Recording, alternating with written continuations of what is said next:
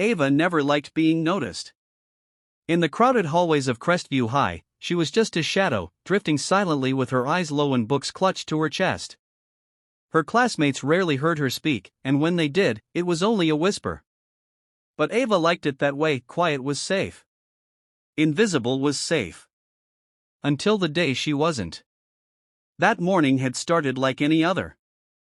Ava, 16 years old with a soft face and wide brown eyes, had tied her hair back in a loose braid and walked to school in her oversized hoodie, her favorite shield against the world.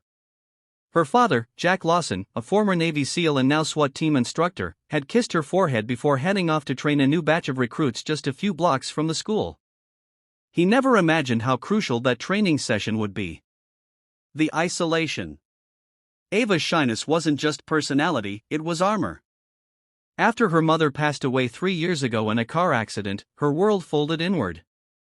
Jack tried his best to be both father and mother, but grief is a hard opponent, even for a SWAT commander.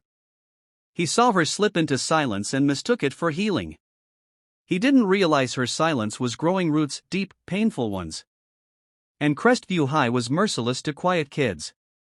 Maya and her clique, popular, ruthless, and bored, took particular pleasure in poking Ava's bubble. "Hey mute girl, forget how to talk again," they'd sneer in the cafeteria. Her silence only made them try harder. Pencil stolen, locker trashed, cruel notes slipped into her textbooks. But Ava endured. She always endured. Until that Friday. The incident. It started in the hallway, just after third period.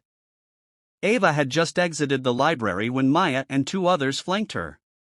"We've got a surprise for you," Maya smirked, gripping Ava's arm too tightly. Ava tried to pull away, but the other 2 girls, Jenna and Chloe, grabbed her backpack and shoved her down the hall toward the east wing, the one with the less used bathrooms. Students saw, but no one said a word.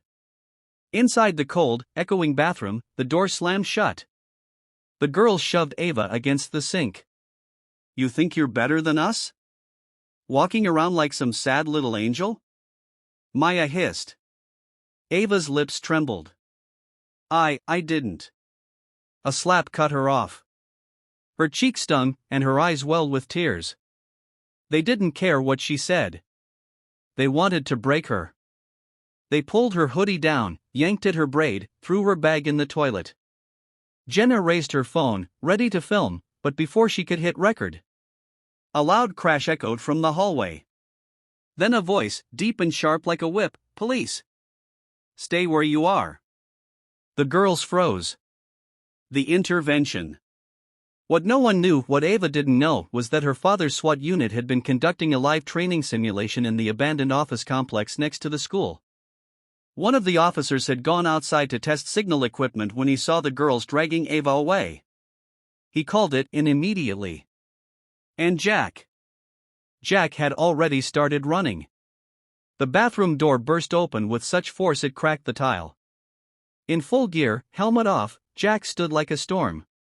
His eyes met Ava's red-cheeked, trembling, humiliated, and everything around him blurred. His voice dropped low. "Step away from my daughter." Maya's jaw fell open. "Your daughter?" 2 officers stepped in, guiding the girls away. Chloe began crying. Jenna tried to explain. Maya just stared, unable to comprehend how fast power could change hands. Jack pulled Ava into his arms. She collapsed against him, sobbing in a way she hadn't in years. The aftermath. Word spread like wildfire through the school. The bullies were suspended immediately. Maya's parents tried to threaten the school board, but the surveillance footage, combined with the officer's report, left them powerless. Charges were filed. And for once, the whispers in the hallway were about them, not Ava. But Ava's real battle was just beginning. She didn't return to school for 2 weeks. Jack tried to reach her, but the trauma had shaken something deep. "Why didn't I fight back?" she asked one night, curled on the couch. "Why couldn't I scream?" Jack sat beside her and placed his hand gently on hers. "Because you were trying to survive, Ava. And that's never weakness." But Ava didn't want to just survive anymore. The transformation. By spring, Ava joined a local self-defense class for teens. She was the quietest in the group at first, always at the back, but she listened, watched, learned. Jack took her to the shooting range, carefully, cautiously introducing her to the skills he had spent years mastering. Not to turn her into a soldier, but to show her what strength looked like when it was calm, focused, and controlled. And slowly, Ava began to change. Her walk grew straighter. Her voice steadier. She didn't start talking more, but now, when she did speak, people listened. She even joined the school's community club and began working on a project to create a safe, peer-led reporting system for bullying. With her father's connections, they secured funding and training. It was the first time in Crestviews history that students led the charge to protect other students. The message. Ava stood before her class on the final day of school, giving a speech about courage. Her hands trembled slightly, but her voice didn't. I used to think courage meant being fearless. Now I know it means doing what's right even when you're afraid. If you see something wrong, don't look away. Someone might be silently begging for help. The room fell silent. Even Maya, who had returned under probation and court-ordered therapy, was watching. Afterward, students clapped. Some cried. Ava walked off the stage, not as the invisible girl anymore, but as the girl who rose and brought others with her. Closing note to viewers. Ava's story is more than just a dramatic rescue, it's a reminder that silence is not weakness, and help is never too far away.